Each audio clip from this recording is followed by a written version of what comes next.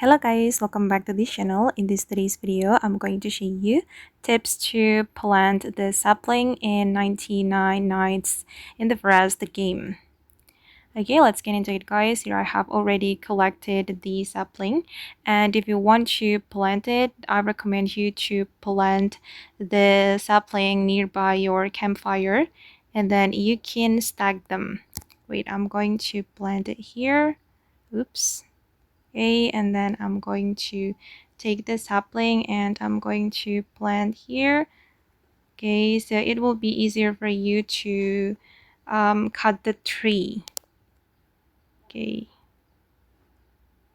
okay.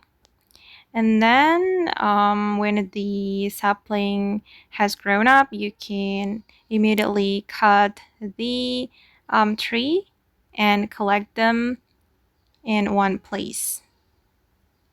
Okay guys, and that's all the tips from me. I hope this video will be useful for you. Thank you so much for watching and see you in the next video guys.